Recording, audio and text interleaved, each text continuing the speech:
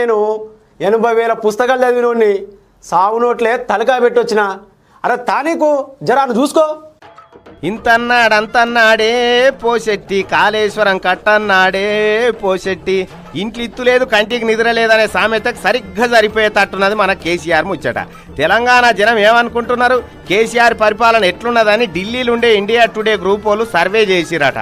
అది కూడా వెనకడిది కాదు, లేటెస్ట్ సర్వే. జూలై 15 సంది జూలై 27 దాకా జనం మనసుల మాట అరుచుకుంటే అసలు కేసీఆర్ అంత దరిద్రమైన ముఖ్యమంత్రి ఏడ చూడలేదని జనం చెప్పేసిరట. మొత్తం 24 మార్కులు ఉంటే కేసీఆర్కు పడ్డాయి 3 మార్కులట. చూసుకోరు ఎట్లున్నదో వ్యవహారం. అంటే 100కి 12 మార్కులు కూడా పడలేదు అన్నట్టు. చూస్తున్నారా గులాబీ భక్తులారా, సార్ వారి పనితనం బయటపడ్డది. ఇక దేశంలోనే నెంబర్ 1 ముఖ్యమంత్రి ఎవరంటే యూపీ సీఎం యోగి ఆదిత్యనాథ్ అని తేలింది. ఇంకా గమ్మత్ ఏంటంటే బీజేపీయేతర ముఖ్యమంత్రులు టాప్ 7గురులో 6 ఉన్నారట. ఇక మన పక్కబంటి రాష్ట్రంలో ఉన్న జగన్మోహన్ రెడ్డి 3వ స్థానంలో ఉన్నాడు, 50% ఓట్లు పడ్డాయి. ఇక ఢిల్లీ సీఎం కేజ్రీవాల్ డిస్టింక్షన్లో పాస్ అయింది అనుకోరాదు, 4వ స్థానంలో మమతా బెనర్జీ ఉన్నది. ఇక మన పోశెట్టి గారికి కిందికే లెంకులు ఆడే కథ ఉన్నది చూడ్రి.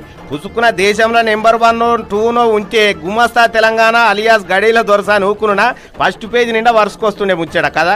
అయినా ఏం పొడిచిండని కేసీఆర్ ఇంకా నమ్ముతారు చెప్పురి జనం. కరోనా వచ్చి జనం చేస్తుంటే చెక్కులు అందుకొని ఫామ్ హౌస్ల వన్నోడు ఫస్ట్ ఏడంగా వస్తాడు. ముసలోళ్ళు పింఛన్ల కోసం అరిగోసలు పడుతుంటే హరితారం కానీలు చెప్పేటోడు ఏడ నెంబర్ 1 అవుతాడు. తెలంగాణ ప్రజలారా, మనకు వాళ్ళు చెప్తుంటారు కదా దేశంలోనే మన రాష్ట్రం నెంబర్ 1 అని. ఇగో ఇనుర్రి. గవర్నమెంట్ ఆఫ్ ఇండియా తేల్చినటువంటి లెక్కల ప్రకారం కానీ మన స్వంత లెక్కల ప్రకారం కానీ మనము 21% గ్రోత్తో ఉన్నాం. ఇది మామూలు విషయం కాదు. ఇంత యంగెస్ట్ స్టేట్ ఇండియాలో నంబర్ 1 పొజిషన్లో మనం ఉన్నాం. అంటే ప్రతి సంవత్సరం 15 నుంచి 20 వేల కోట్ల రూపాయల ఆదాయం అదనంగా సమకూరేటువంటి అద్భుతమైన రాష్ట్రం తెలంగాణ అని చెప్పి మనకు తేలింది. కొంత ధైర్యంగా ముందుకు పోవచ్చా, కార్యాచరణ తీసుకోవచ్చా అని చీఫ్ సెక్రటరీ గారిని అడిగినప్పుడు వారు మళ్ళీ ఒకసారి ఆలోచన చేసి చెప్పింది ఏంటంటే, సార్ ఒక్క విషయం మాత్రం నేను గ్యారంటీగా చెప్పగలను, ఫైనాన్స్ సెక్రటరీ గారు అందరు కలిసి చెప్పి, ఎట్ ఎనీ కాస్ట్ 15% గ్రోత్కు మాత్రం తక్కువ ఉండదు తెలంగాణ. ఆ అంచనాతో మీరు ముందుకు వెళ్ళవచ్చు ధైర్యంగా అని చెప్పినారు. అవు నిజంగానే అందరు ఆశ్చర్యపోయే స్థానానికి పట్టుకొచ్చినావు పోశెట్టి.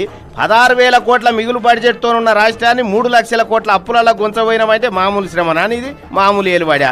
ప్రజలారా, ఇదంతా ఉద్యర ముచ్చట, ఉత్తముచ్చట్ని అని తేలిపోయింది కాబట్టి జర మీరు ఇప్పటికన్నా కేసీఆర్ భ్రమలకి బయటికి రారి. సార్ దుగ్నం బంద్ అయిపోయింది. ఇన్నోదులు దొరవారు చెప్పిన ముచ్చట ఎట్లుండి అంటే, మాటలకేమో నవాబును పూటకు లేని గరీబ్ని